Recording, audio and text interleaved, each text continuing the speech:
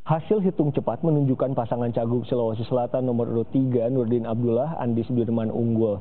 Namun Cagup Sulawesi Selatan nomor urut 1 Nurdin Halid tetap menunggu hasil resmi dari KPU dan percaya pasangannya akan menang. Meski hasil hitung cepat menunjukkan dirinya berada di tempat kedua, namun Nurdin Halid tetap menunggu hasil resmi dari KPU.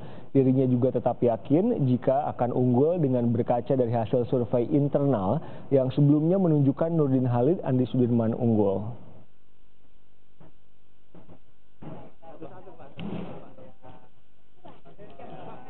Karena kalau quick count yang dipertontonkan sekarang itu bukan sesuatu yang kita mengatakan tidak percaya. Itu juga harus kita percaya, tetapi tentu ada hal-hal yang harus kita pertimbangkan bahwa quick count ini adalah bukan merupakan final daripada perhitungan suara. Tentu perhitungan suara nanti adalah berdasarkan daripada keputusan KPUD. Sesuatu yang mengejutkan saya kalau selisih yang dipertontonkan itu begitu besar, sementara 1 bulan terakhir dengan survei independen yang dilakukan oleh survei nasional itu NHC tempatkan pada urutan pertama. Jadi kalaupun 1 bulan itu yang diunggulkan sekarang bisa bekerja secara masif merebut hati rakyat, selisihnya tidak sebesar 8-10%.